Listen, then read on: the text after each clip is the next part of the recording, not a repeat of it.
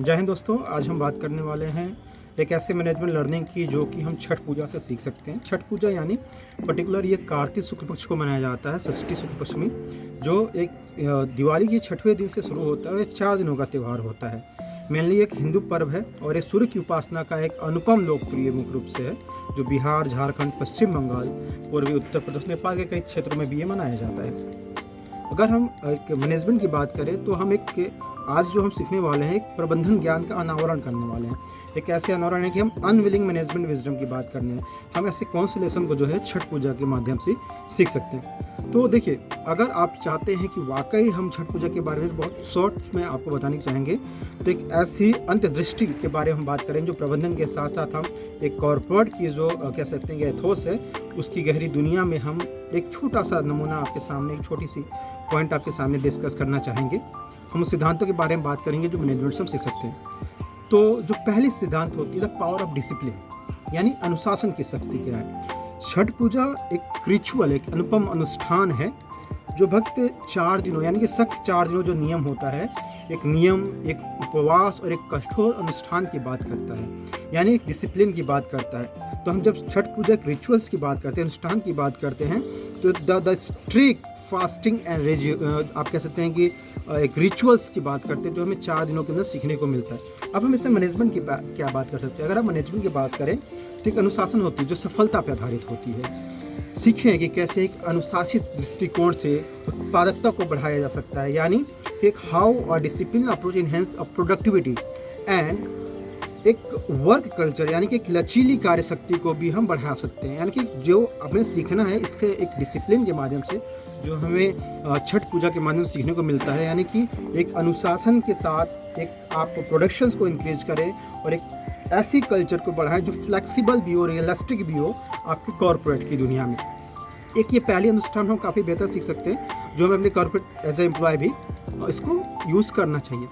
Second जो हम सीख सकते हैं, टीम कोलैबोरेशंस की बात करते हैं, एक सहयोग। जैसे होता है ना, छठ घाट की तैयारी पूरे परिवार मिलकर करती है, लोग परिवार हैं, उनके साथ साथ अन्य सदस्य भी हैं और भी एक हमारे रिलेटिव होते हैं जो साथ में मिलकर इस कार्य को करते हैं।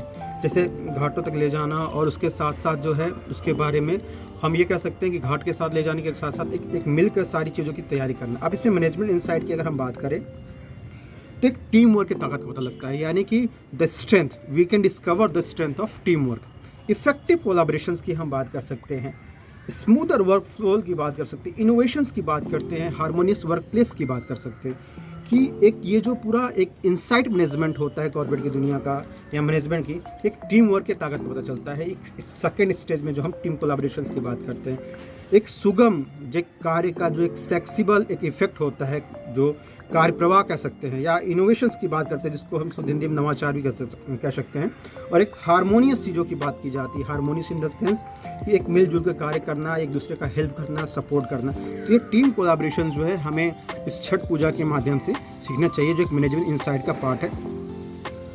तीसरी जो सबसे खूबसूरत चीज़ होती है, हम बात करते हैं गोल सेटिंग एंड प्लानिंग की। As a management, as a corporate ये जानना बहुत ज़रूरी है कि गोल सेटिंग। अब गोल सेटिंग यहाँ से होती है, अब देखिए ना, सनराइज वर्कशॉप, एक सूर्य के उदय के साथ जो है आप जो है उसकी आराधना करते हैं, यानी कि लक्ष्य का निर्धारण। एक नए सूर्य के साथ, सूर्य की नई पूजा के साथ आप जो है लक्ष्य का निर्धारण करते हैं। भक्त जो है उगते हुए सूरज की पूजा करते हैं जो लक्ष्य की प्राप्ति का प्रतीक होता है। The goal setting and planning. अब होता ना कि सुबह हम उठे और एक नए लक्ष्य, नई दुनिया को देखा और एक नई जीवन की प्लानिंग की, तो सूर्य की उपासना के साथ साथ जो होता है हमें जो ये गोल सेटिंग एंड प्लानिंग की बात है, सनराइज वर्कशॉप हमें सिखाता है सूर्य की उपासना। यानी हमने क्या किया, एक हर एक दिन जैसे नया गोल किया, तो सूर्य की उदय हुई तो एक नए प्लानिंग के साथ भक्त जो है उगते हुए सूर्य की पूजा कर रहे हैं नए लक्ष्य की प्राप्ति के लिए। तो इसमें मैनेजमेंट क्या है, सेट क्लियर गोल, यानी स्पष्ट को लक्ष्य को निर्धारित करें और एकदम क्लियर निर्धारित करें। उसके बाद हम क्या करना चाहते हैं, स्ट्रेटजिक प्लान हुआ, ओके, हमने क्या किया, क्लियर गोल किया, अब हम क्या करेंगे, डेवलप करेंगे, स्ट्रेटजी प्लान को हम डेवलप कर रहे हैं। इसके साथ क्या कर रहे हैं, एक टीम जो हम कर रहे हैं विजन, अपने टीम के साथ एक फास्टर विजन शेयर करने की बात कर रहे हैं, मोटिवेशंस की बात कर, अचीवमेंट की बात कर रहे हैं। तो हमने इसके एक मैनेजमेंट इनसाइट जो प्रबंधन का अंतर्दृष्टि है, आंतरिक भाव है, हमने क्या किया, एक स्पष्ट लक्ष्य को निर्धारित कर लिया। दूसरा, रणनीति योजनाओं में विकसित किया और एक शेयर दृष्टि के साथ टीम को ये एक डायरेक्शंस दिया और एक प्रेरणा उपलब्धि को बढ़ाने के लिए हमने क्या किया, उन्हें मोटिवेट किया ताकि वो अच्छी अचीवमेंट्स को ग्रो कर सके, एक उपलब्धियों को पा सके और उसे बढ़ाया जा सके। ये तीसरा पॉइंट हो गया। और हम जो फोर्थ पॉइंट सीखते हैं इसमें एडॉप्टेबिलिटी एंड इनोवेशंस की बात करते हैं, यानी अनुकूलन और नवाचार। अब आप सोचिए एडॉप्टेशंस और इनोवेशंस, यानी कि फर्स्ट है कि आप एक नदी के किनारे हम जो है इसमें जो मेनली छठ का जो पूजा होता है ये किसी पौंड या नदी या के किनारे जो है अनुष्ठान की हम बात करते हैं। भक्त जो है नदी के किनारे एक चुनौतीपूर्ण वातावरण में अनुष्ठान को करता है, यानी नदी है, बहता हुआ पानी है और वहाँ पे हम पूजा कर रहे हैं। एक वाकई एक चुनौतीपूर्ण वातावरण होता है। तो इसमें हम एक नदी के किनारे बैठ के जिस अनुष्ठान को हम करें वो वाकई कठिन है और कष्टदायक होता है, बट हाँ वर्शिप है लाइक अ एम। तो मैनेजमेंट इनसाइट की हम बात करें तो बदलाव को अपनाइए, इम्बेरेंस चेंज एंड फॉस्टर इनोवेशंस, बदलाव को अपनाएं और एक नवाचार को बढ़ावा देने की जो नई इनोवेशंस की बात करते हैं उसको ग्रो करने की कोशिश करें। सीखिए, learn how adaptability in the face of challenge properly growth in sustainability, यानी सीखे कि चुनौतियों का सामना हमें कैसे करना है, अनुकूलशीलता के साथ विकास करें और एक स्थिरता को बनाए रखें और स्थिरता को बनाते हुए हमें कैसे ग्रोथ करता है, सस्टेनेबिलिटी भी चाहिए और हमें प्रॉपर ग्रोथ भी चाहिए, जो एक छठ पूजा के माध्यम से एक नदी के किनारे जो हमारा अनुष्ठान संपन्न हो रहा है हम ये उससे सीख सकते हैं।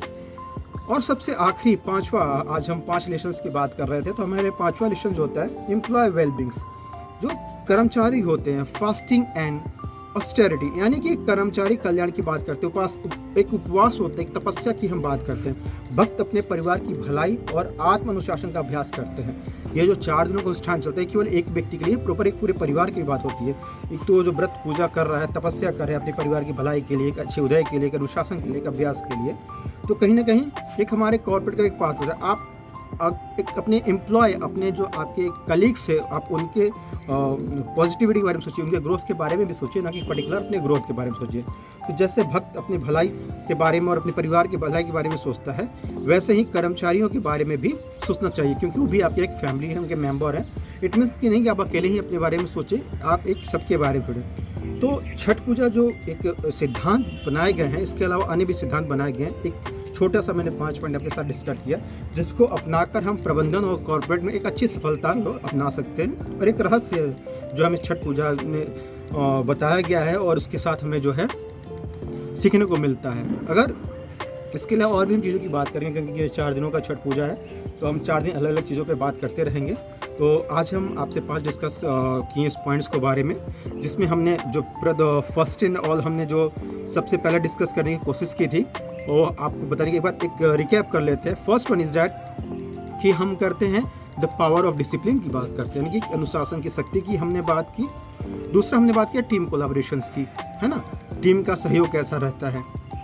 तीसरा हमने बताया गोल सेटिंग एंड प्लानिंग की बात किया हमने, यानी कि लक्ष्य का निर्धारण और योजना, जो कि हमें सूर्योदय की पूजा के साथ सीखना चाहिए। चौथा हमने किया है अनुकूलन और नवा विचार की बात किया, यानी कि हम एडोप्टेबिलिटी एंड इनोवेशंस की बात करते हैं। और 5th पॉइंट हमारा था एम्प्लॉय वेलबींग, यानी कर्मचारी के कल्याण और प्रयास या आपके सहयोगी जो है उनके बारे में बात करते हैं। Thank you so much.